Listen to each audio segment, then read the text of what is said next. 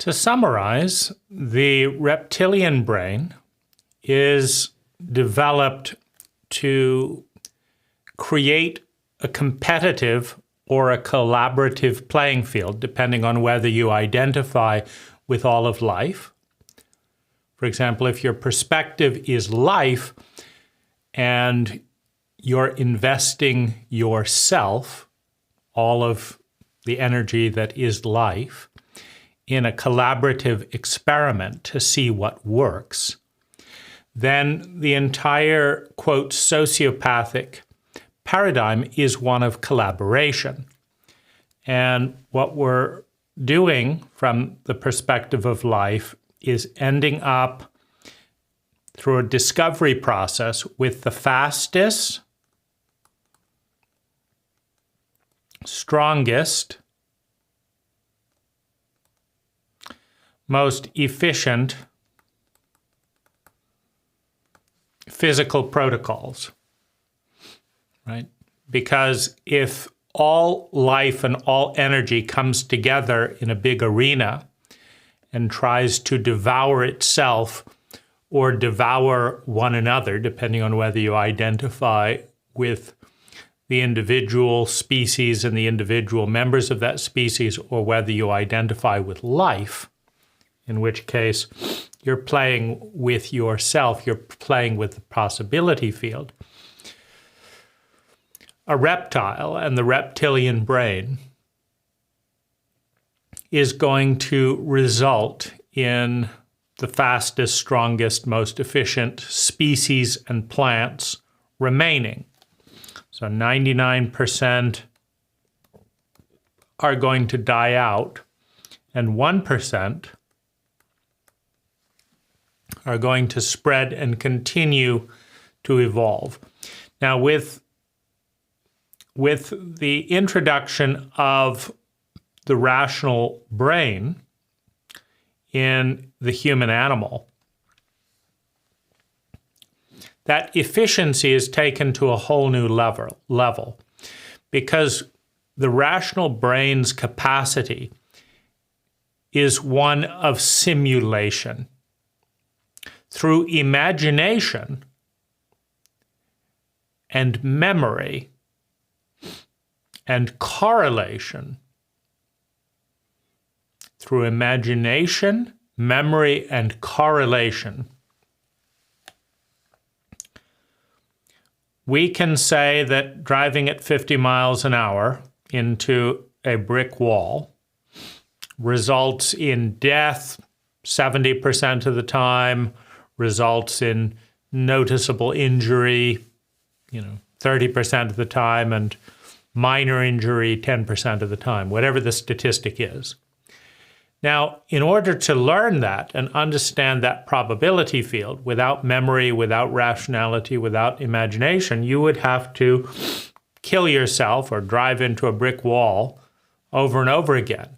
And your body, you just develop an instinct. If you survived, you'd say, I just don't like doing that, right? It'd be a physical traumatic memory and you would avoid it. So if you lived, you would avoid doing that again. Now that's very inefficient, right? To almost be killed by driving into a brick wall in order to get that understanding is incredibly inefficient. But what we can do is we can read a book. We can imagine. Sounds about right. If you drive a car, into a brick wall, the odds of being happier are not good. We can imagine that, and we cannot do it. We never have to do it in order to understand the problems. Now, can you see how efficient that is? Memory, imagination allows us to correlate and simulate. We don't even have to test every single brick wall, right? We don't have to do that because of abstraction. We can look at another brick wall that we've never seen, and we can say, you know what?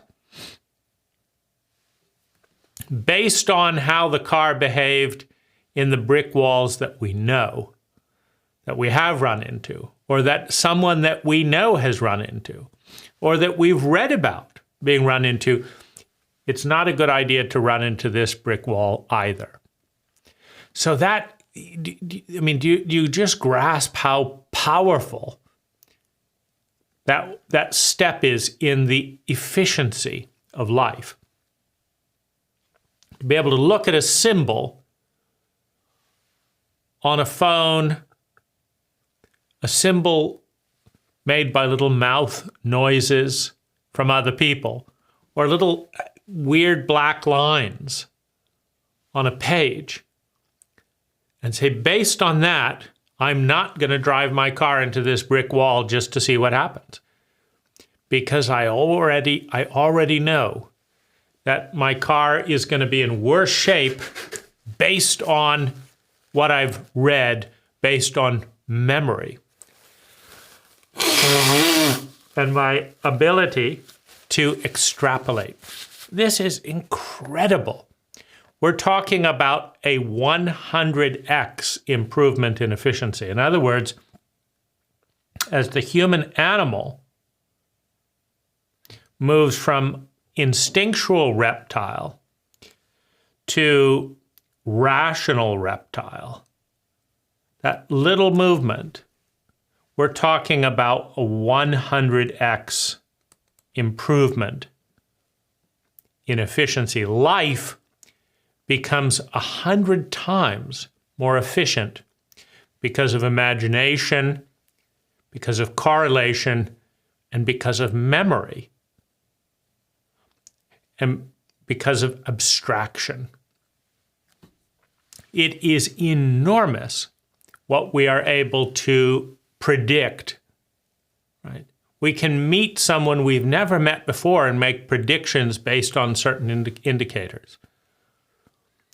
We can have relationships with objects that we've never encountered before and know how they're going to respond. And then we can make decisions based on that. It's really, really, really incredible. Now, what this does is it allows the human animal, this 100x in efficiency, allows the human animal to become the top of the pyramid, the 1%. Right?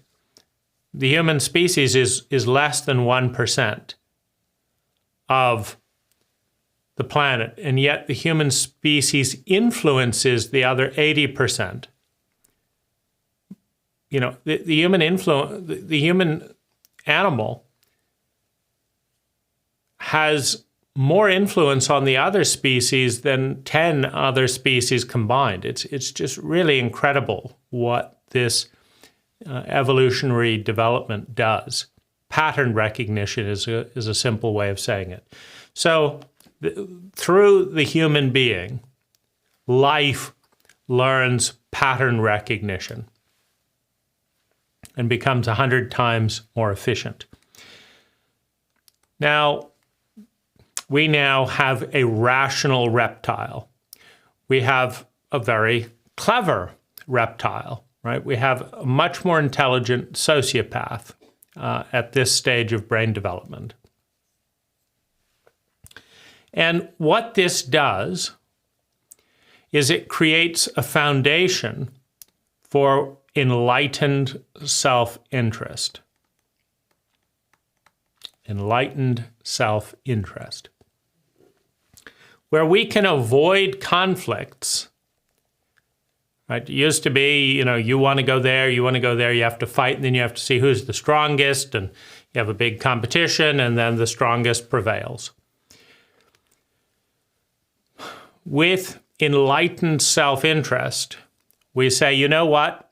You're going to win this if we fight because you're bigger than me. So let's not fight. I will go along with you in this area. On the other hand, if you make my life so miserable just because you're bigger than me, I've got nothing to lose by fighting. I might prefer to be dead, right? So there's a point in enlightened self-interest where two people One with more money, one with less. One with more physical prowess, one with less. One with more knowledge, one with less, right? You come together and in a given situation, like maybe in an investor scenario where the person who has more money, maybe they win in that scenario. But maybe the person with more money is a smaller physical body, so if they wrestle, they lose, right? And so, but in any given context, there is a large one and a small one.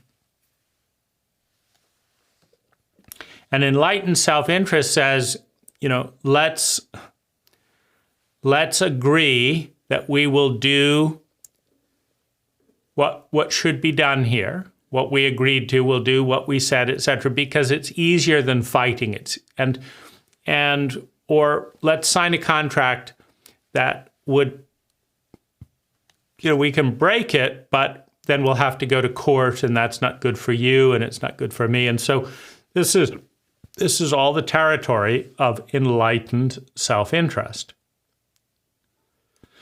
And if either person violates those principles of enlightened self-interest and collaboration to such an extent that the other person has nothing to lose, then it goes back to physical warfare or psychological warfare, theft, violation of some kind, right? Because if you're hurting me, legally or otherwise, to such an extent that I don't want to live and my family is in pain, then it becomes meaningless to say there's no enlightened self-interest in going along with that.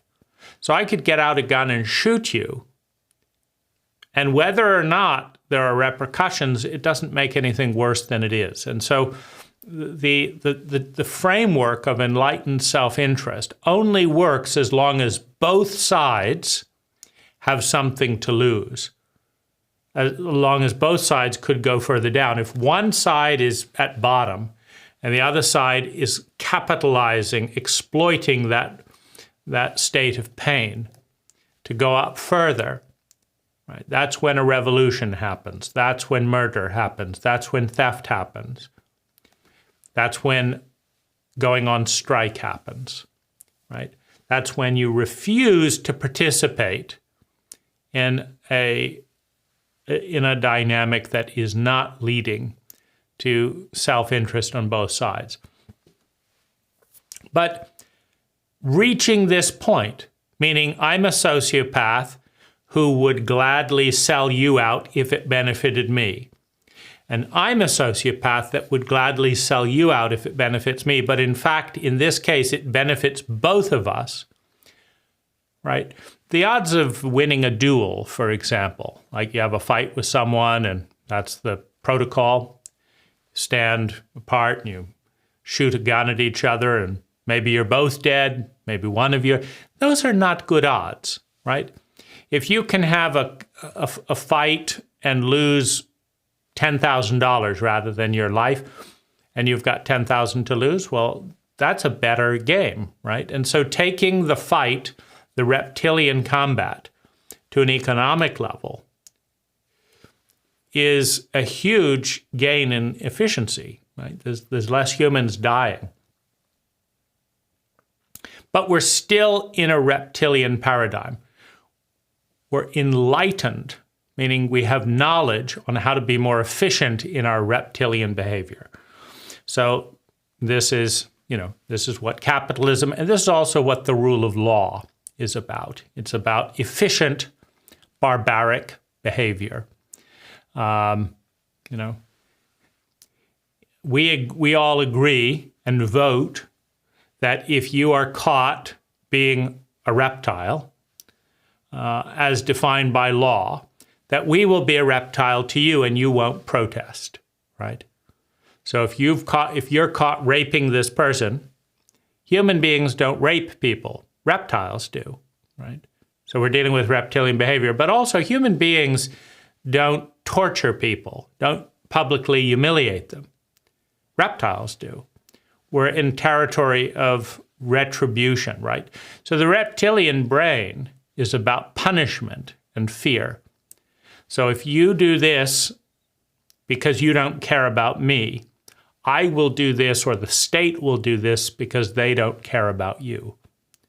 We're going to intimidate the reptilian instinct out of fear, right? And fear of pain, and in the law of mass, does suppress the reptilian brain.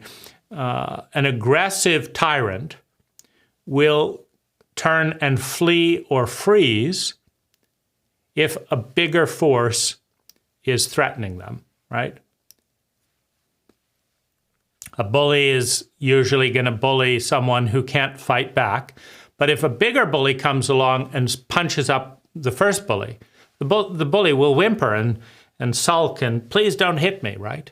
And try to run away, right? And so we're just in reptilian territory. So this takes us to a state of relatively high abundance, meaning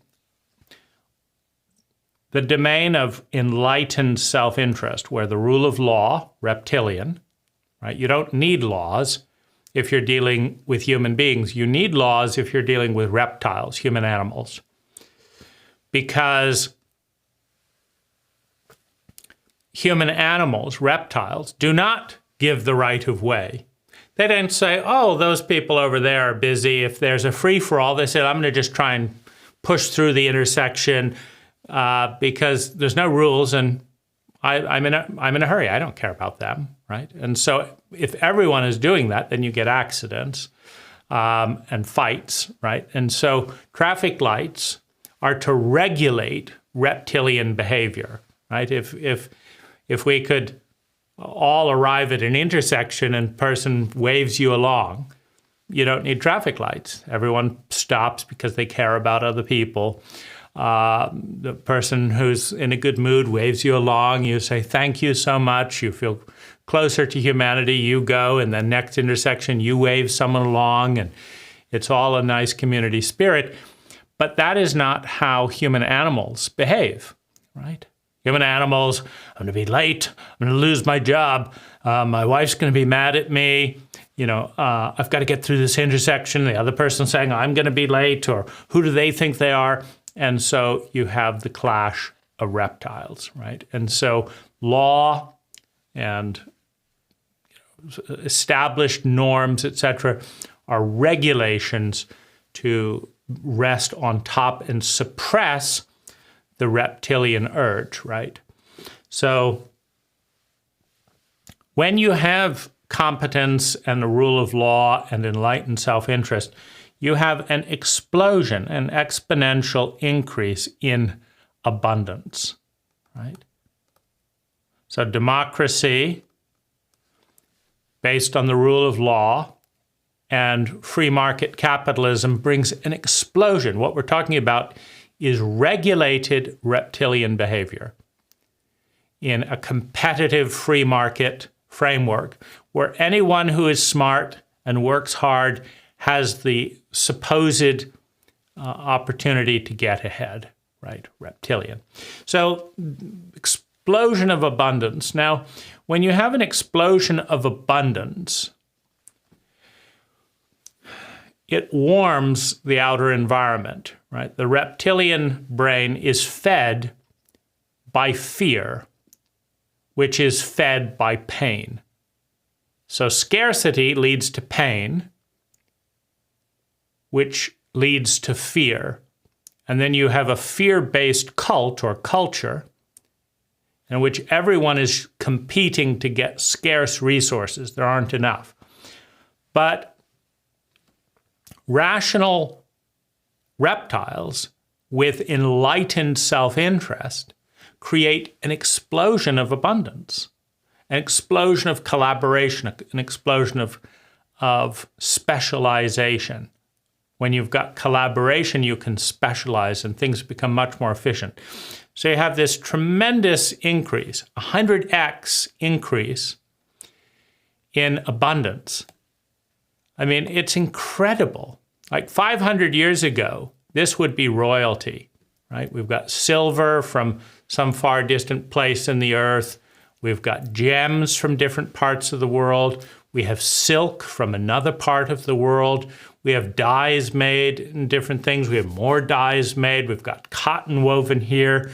We've got, camera equipment. We've got, this is literally an emperor's treasure 1,000 years ago.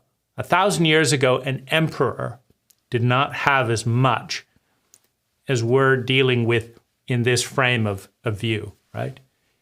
Here's a 60-inch flat screen TV right here, right?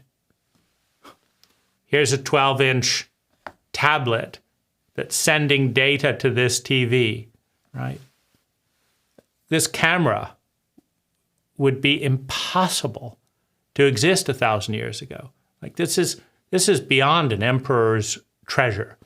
And we've gotten there with competition, enlightened self-interest, and rationality in a free market legal economy in which the narrative goes that if you work hard and you work smart, you can get ahead. And if you get ahead, you'll get more money, and you can spend that money however you want to spend it, right? So this has created so much abundance that fear has gone down. Fear has gone down, right? I'm not worried about running out of soup tomorrow. You're not worried about running out of soup tomorrow.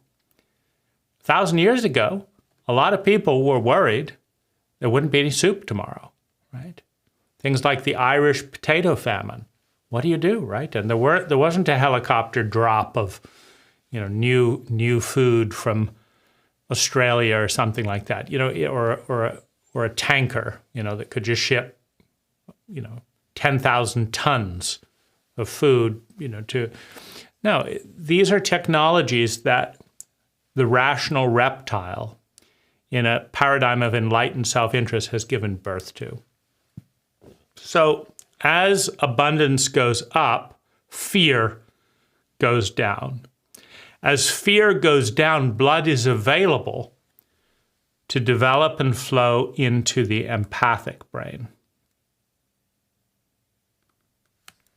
Now, the rational reptile has developed a foundation for the empathic brain called mirror neurons, right? When you're afraid of being eaten, when you're afraid of being raped, when you're afraid of being ripped off, and you've developed a model of predicting other people's behavior so that you can avoid the harm and get the benefit, those mirror neurons set up a predictive understanding of what another person is likely to do and why. Well, that's developed, that infrastructure is developed in the rational sociopathic stage of evolution. But it is now available to understand what hurts and helps people in the empathic stage. Now, I can't overemphasize just what a huge shift it is to go from the rational reptile functioning in enlightened self-interest. Because a rational reptile will steal when no one's looking, will rape when they won't get caught, will lie if it's not going to come back to bite them. Rational reptiles, right, will steal, will kill if it's in their interest, right? You see it all the time. Political figures that don't want to lose power, killing their opponents, locking up their opponents. That's sociopathic. But if it can be done without backlash, they do it all the time, right? So what is governing good behavior is fear within the rational reptilian paradigm. But at a certain point of abundance, you're no longer afraid of scarcity. And so you start caring, you start connecting and treating other people the same way you would like to be treated. You start bonding with others as if they were you. We move from survival, reptilian, security of survival, rational reptile, to love and belonging in the hierarchy of needs. Every human needs to survive. Every human being needs to feel secure in that survival. But a human being, to be human, needs love and belonging. And this requires the empathic brain. The empathic brain does not come online until there is a certain amount of security through abundance that is generated by, quote, enlightened self-interest through the rational reptile. Now, the empathic brain leads directly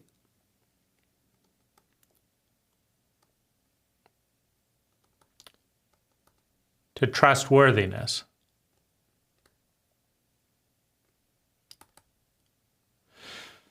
The rational reptile does not trust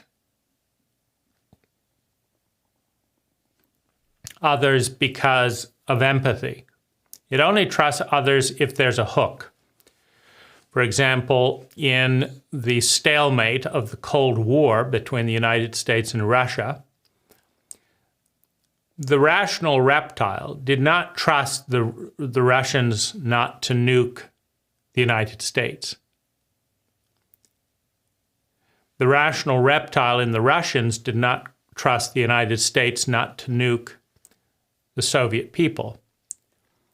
Rather, they trusted enlightened self-interest because both sides had the ability to kill more than 100 million people of the other side before they were wiped out. The rational reptile said, we're not going to go to war because if you kill 100 million of our people, we will kill 100 million of your people. And although you are a reptile and you don't care about killing our people, you don't want all of your children dying, and they might. So you're not going to kill us and commit mass atrocity because it would be mutual. Because it would be mutual. And that's why we're not going to go to war. Not because we're human beings, but because we're rational reptiles in a framework where both people have the ability, where both sides have the ability to destroy all life on the planet if necessary, right? So that is an interesting state of development where war doesn't happen because both sides would be hurt too much. And it is a state of reptilian rationality. The empathic brain is a different kind of trust entirely. The empathic brain has a trustworthiness that is based on behavior, which equals behavior or action coming from two questions. Who is in pain? And more importantly, who is in the most pain? And how can we help? Who is in the most pain? How can we help?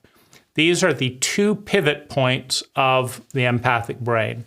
So when abundance reaches a threshold through the collaboration of rational reptiles, when abundance reaches a certain threshold, the empathic brain comes online and starts getting blood. As blood is redirected from the sociopathic brain, the reptilian brain, to the empathic brain. Now, if you care about empathy, empathy is the brain of inclusion, is the paradigm of we are one. We are one. I'm a human, you're a human. That's empathy. Now, if your idea of relationship extends beyond the boundary of your ego, your I, to be a we. That's empathy. As soon as you are a we, then if I'm in +8 pain and you're in +3 pain, we focus on reducing my pain. That is the rational thing to do from the paradigm of empathy.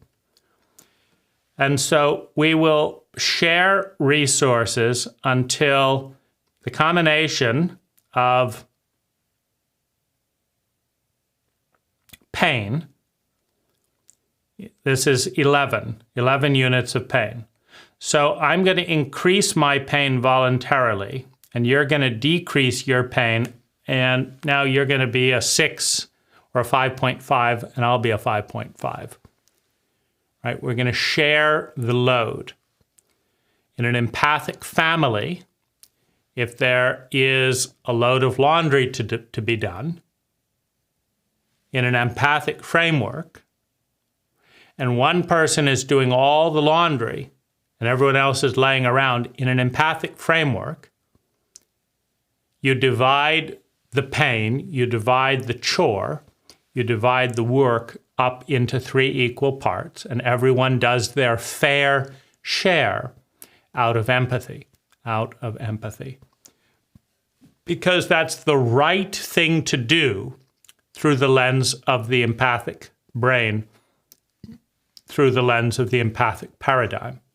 Equality.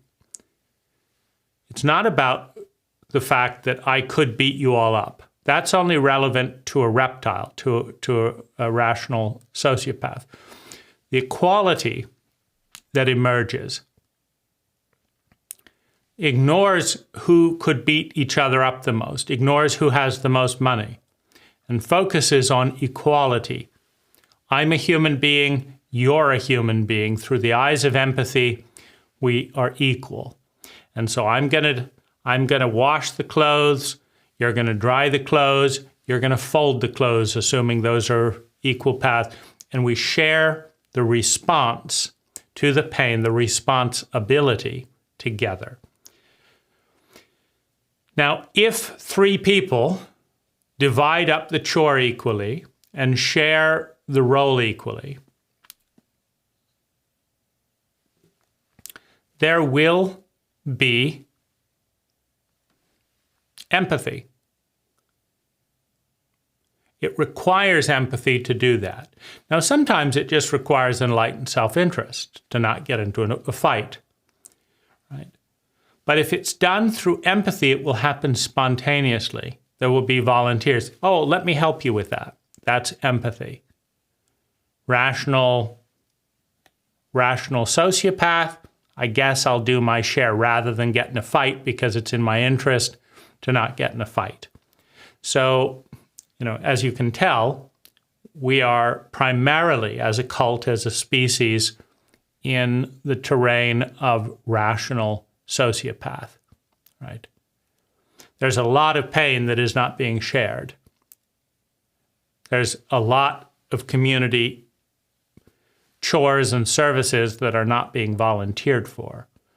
And people come kicking and screaming, paying their taxes because they have to, volunteering for this, because they don't want to look bad, but not coming out of a sense of abundance, right? So, but when that empathy is achieved, when abundance is generated voluntarily and shared equally, you get trustworthiness. When you have trustworthiness, fear dissolves. All fear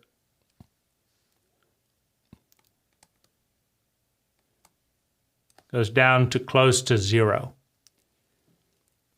Because you have love and belonging, you have survival, you have security. When fear goes to zero, you have the ability to release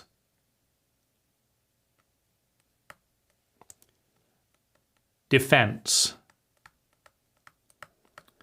So let's look at all the energy for a moment that's being tied up in defense in our species. Nuclear weapons, machine guns, all weaponry of all kind. It's all defense in an environment of fear. Police, recruitment, military helicopters, military transports, Humvees, landmines. So that whole category of expenses can be saved.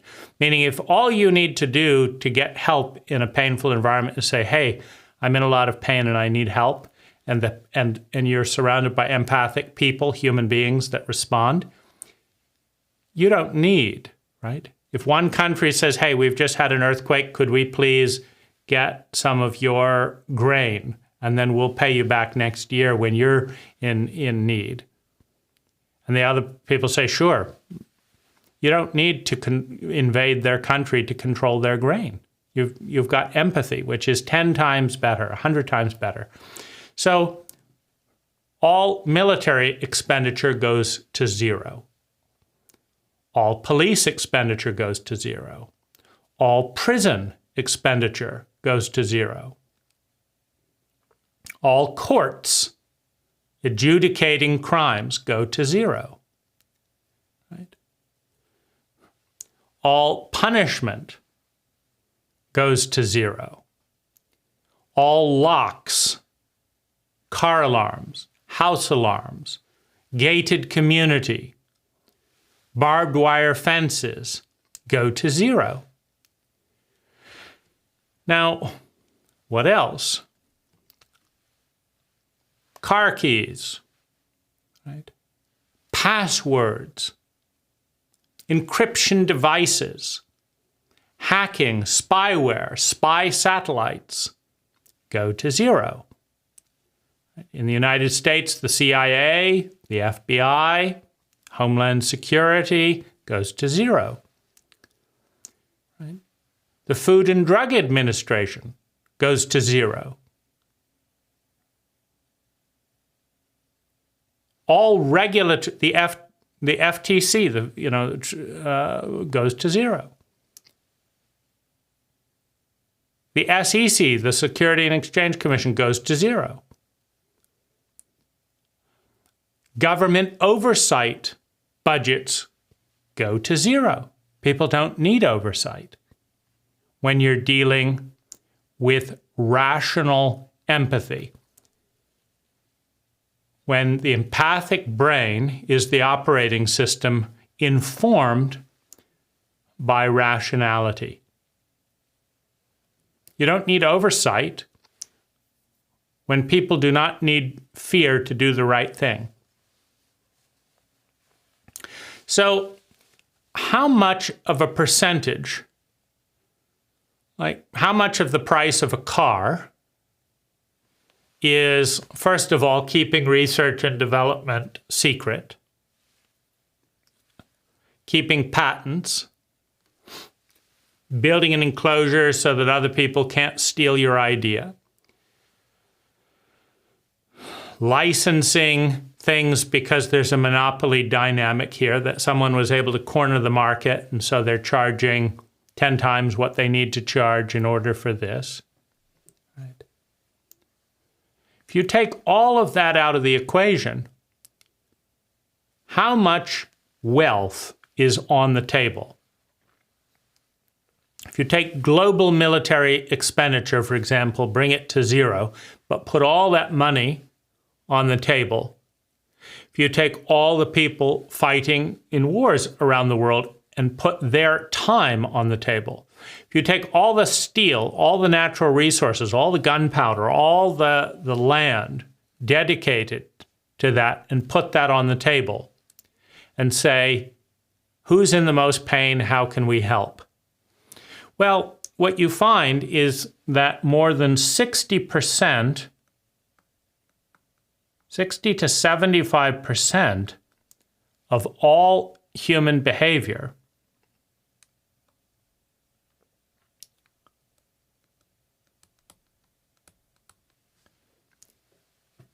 is being choreographed out of fear of pain that is anticipated as a result of reptilian behavior by people who are not trustworthy. We're not going to ever end the debt in this country because the government is not trustworthy. The government is sociopathic. They will sell out the people in order to get campaign contributions, in order to be reelected, so that they win and the people lose. Right? Reptilian behavior is win-lose. We're not going to have the healthiest food because the food company is going to cut corners, drugging. They're going to add sugar and salt and chemicals to the food that make it taste better, so we'll eat more than is good for us, and the food will be cheaper to produce. And so we'll eat more cheaper food, and the entire country will become obese, but a few shareholders will make 5% to 10% more money. Right? If you take all of that off the table and put that time and energy towards global well-being, what you find is that 60% plus of all money, all time, all thought, all emotion is preparing for and negotiating a sociopathic future created by human animals in a reptilian state that need constant monitoring, right? In a rational paradigm, you don't need to supervise your employees. They want to help, not talk on their cell phone with as many people as possible as soon as you're not there, right? So you have an explosion of resources available. And that is more than is needed to provide safe, healthy, organic food in abundance for every person on the planet. Healthcare for everyone on the planet.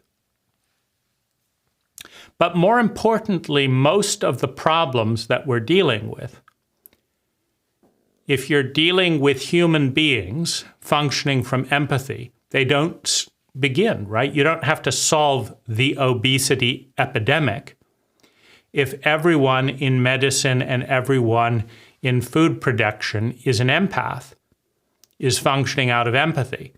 You do need to solve the obesity epidemic when food companies are competing to produce the most addictive food for the least amount of money, regardless of health and weight considerations, right? Because Doritos are going to win out over broccoli.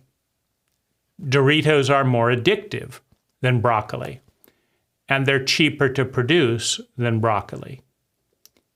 And so you're going to put Doritos on every food stand and almost no broccoli on any food stands, even though the population would be better served if people ate more broccoli and fewer Doritos.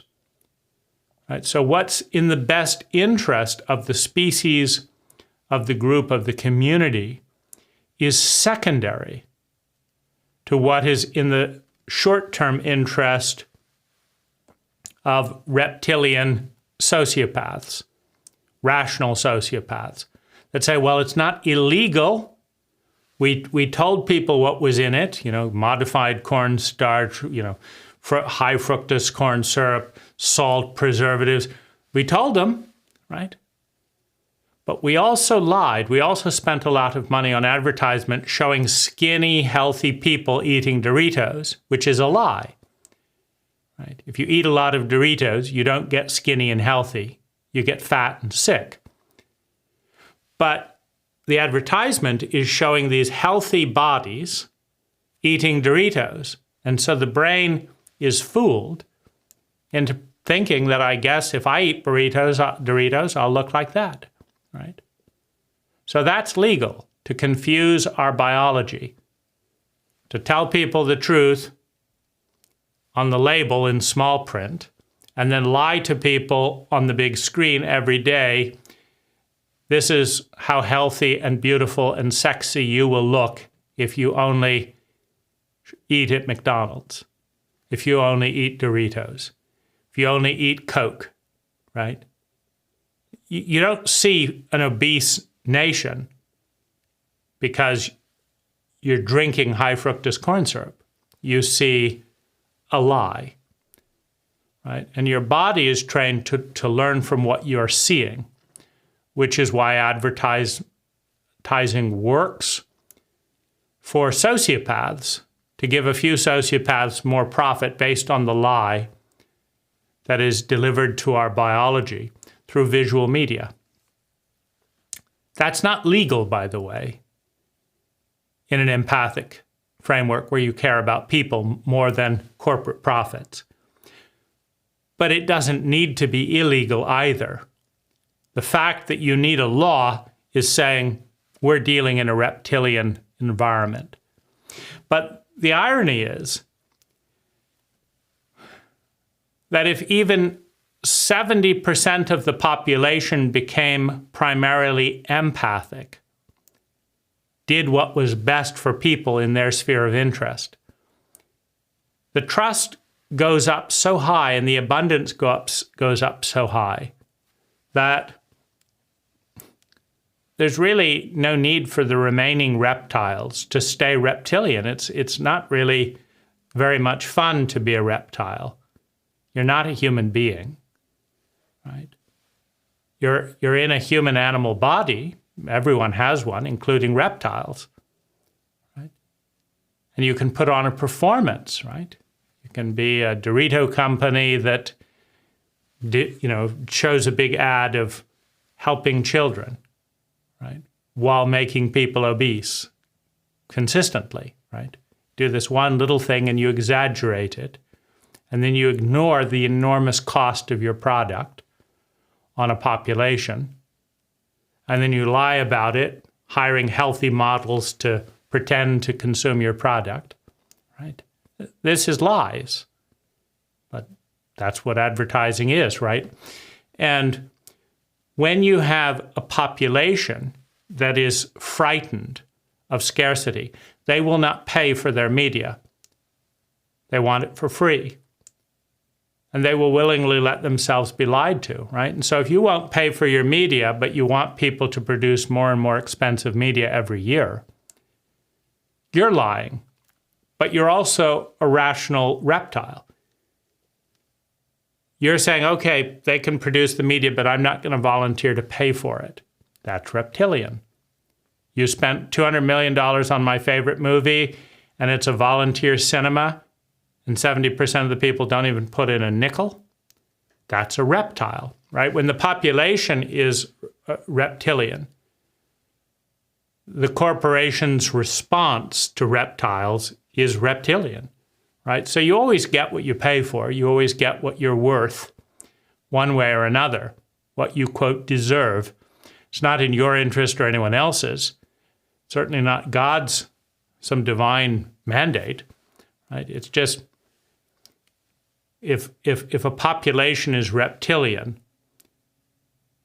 a company cannot afford to be empathic, right? Because when one side is empathic and the other side is reptilian, the energy flows towards the reptile because the reptile asks for as much as possible and then doesn't give anything back. And the empath gives what is asked and then ends up with less. And so reptilian behavior does not tend to end. It tends to spread, right? This reptile teaches an empath to be reptilian, right? You were friendly, and then you moved to New York and realized that everyone will take advantage of you. And now you take advantage of other people, and it's equal. And now you survive, right? Reptiles survive with reptilian behavior in an ecology of reptiles. But there is a tremendous explosion. We're talking about another 100x improvement. If you are intelligent enough, initially through rational self-interest, then because it's just a lot more fun, and it's common sense, right? If you reduce defense spending, if you reduce fear, if you reduce, prisons and all that, and you reallocate that energy towards education, healthy food, healthcare, competency, relationship skills, you create a world that is 100 times more enjoyable, more abundant, more successful, more fun than the world of enlightened self-interest. I'm going to take another break here before discussing the last brain.